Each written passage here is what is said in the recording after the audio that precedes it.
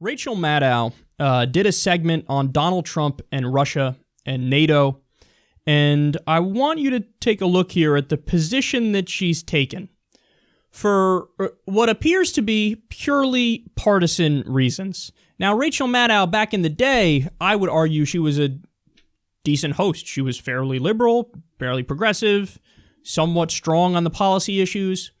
But over time, she began to be more of an apologist for Obama when he acted in a centrist or center-right, neoliberal, establishment, corporate kind of way. She went from calling out all the abuses to playing defense for the Democratic Party come hell or high water.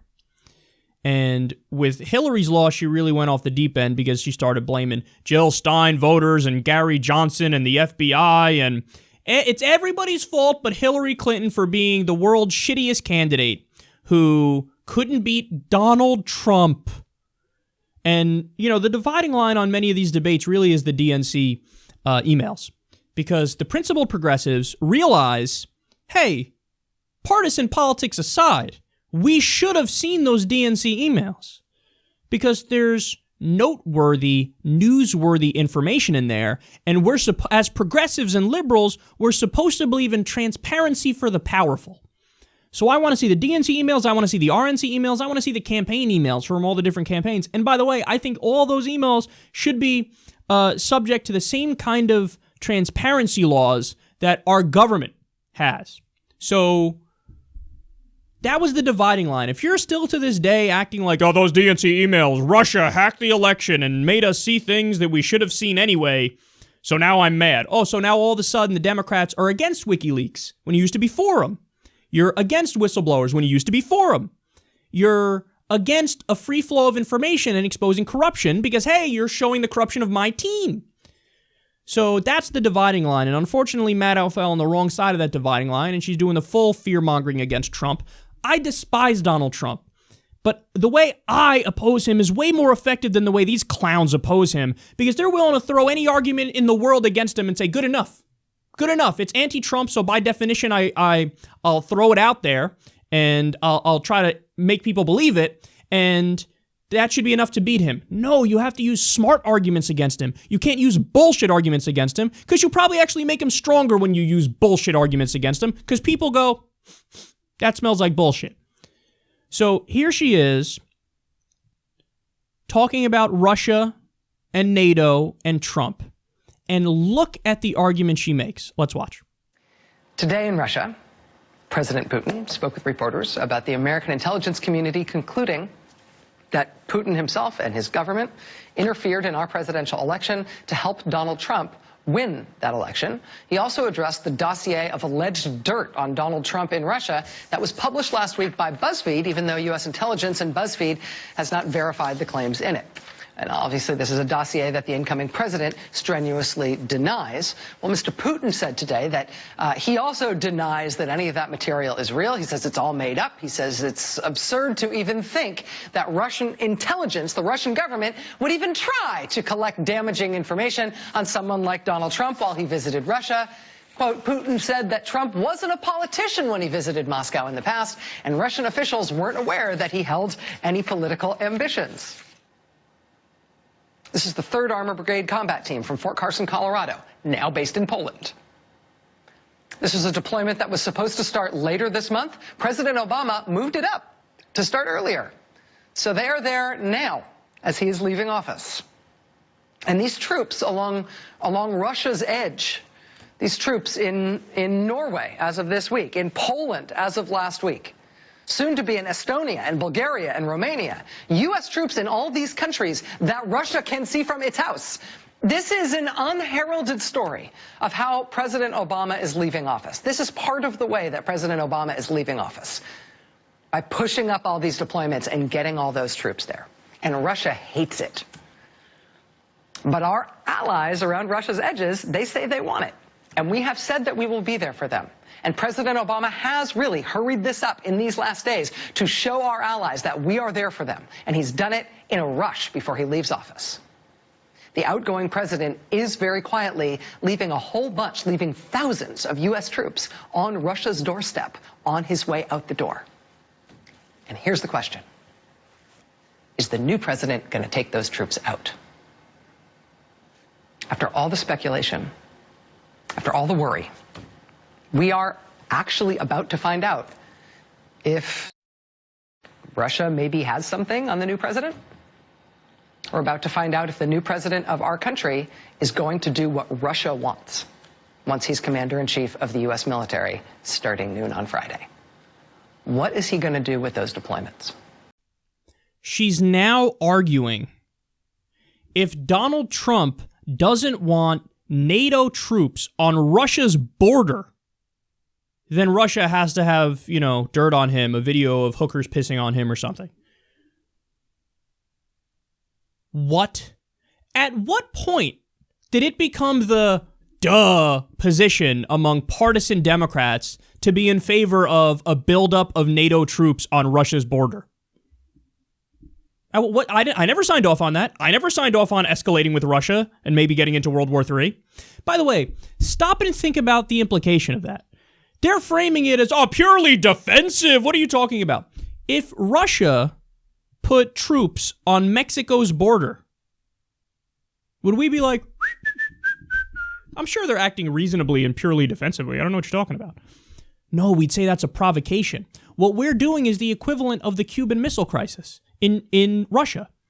Remember, Russia put missiles in Cuba pointing at us, and we damn near went to war with them because we said, provocation, you're so close to us. You're so close to our border. But when we put NATO troops on Russia's border, that's not a provocation. That's not an escalation to war. And now Rachel Maddow is just casually in favor of it for partisan reasons.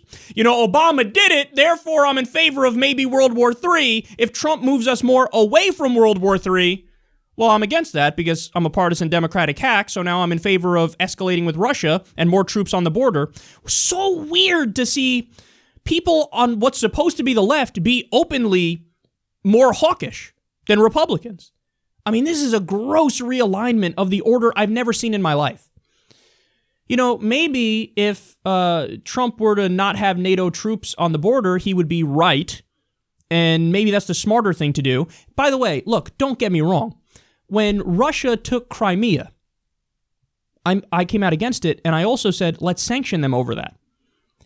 But sanctions are far, far different from putting troops on their border.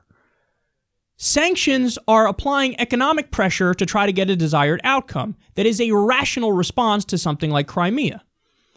It is not a rational response to say, I'm going to put troops on your border and act like, what do you mean? It's purely defensive. I don't know what you're talking about. This isn't. And by the way, look at it from the Russian perspective for just a second. And I despise Vladimir Putin. Obviously, the guy's a thug. The guy's an authoritarian criminal. He's murdered political opponents. Obviously, I despise Vladimir Putin.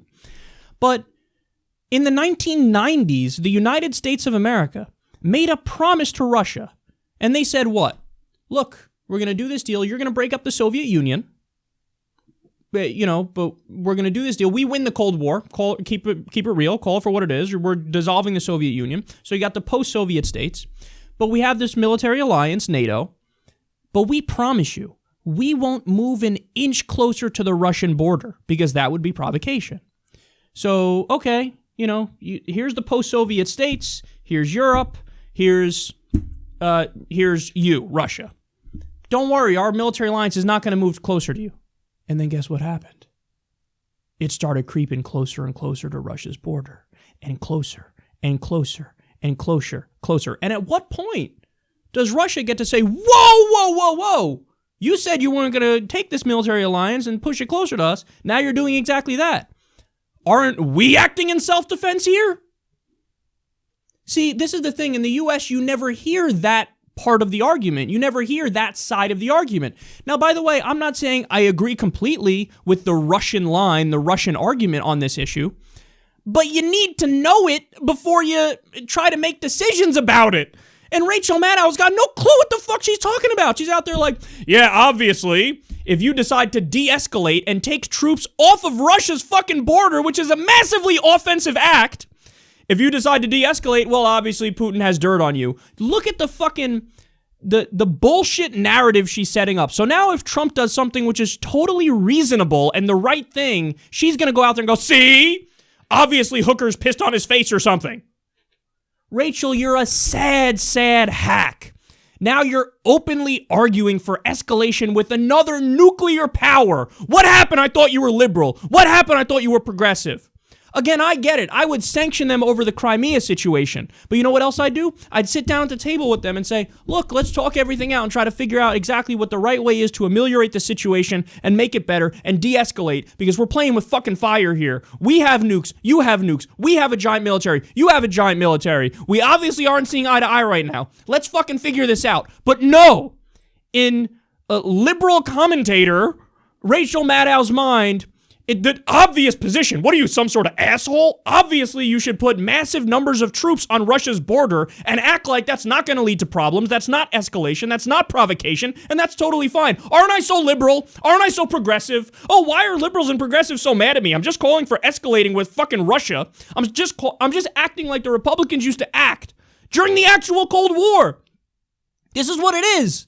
The Democrats are now the Cold Warriors. Send more troops. Send them. Put them on the border. Don't care about negotiations. Don't care about other ways to try to fix a problem. Don't send the troops. Send the troops. Send the troops. Again, I get it. I'm not saying Vladimir Putin is not, an issue. Of course he's a fucking issue. I just told you he's an authoritarian goon who's killed political opponents. I have zero love for Vladimir Putin. But the fact of the matter is, this isn't going to solve anything. This is going to escalate further. And I'm not willing to risk World War III. I'm going to send some fucking poor kid from Kansas to go fight and die in Estonia because these idiots don't want to sit down and have a conversation or figure out a way to fix this.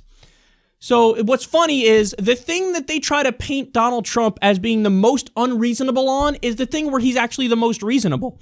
I despise Donald Trump. I've made that crystal clear. Let's ban 1.6 billion Muslims from coming into our country. Let's kick out 11 million undocumented immigrants. Wages are too high in this country. Let's take out their families. Take out the terrorist families. He's a grotesque monster. But the one time he says, as he said repeatedly in the debate, maybe it'd be good if we actually got along with Russia. That's when liberals, Democratic hacks decide to go, oh, how unreasonable are you? Obviously, we should escalate and be hawkish with another nuclear power. You guys have lost your fucking minds. Trump has made you go nuts. You look ridiculous to normal human beings who want peace and prosperity. You're playing with fire for a partisan bullshit line, and now you're more hawkish on Russia than the Republicans. The Republicans who never met a war they didn't like are somehow more reasonable on the issue of Russia than you are. How gross is that? Look in the fucking mirror, Rachel. You lost your way.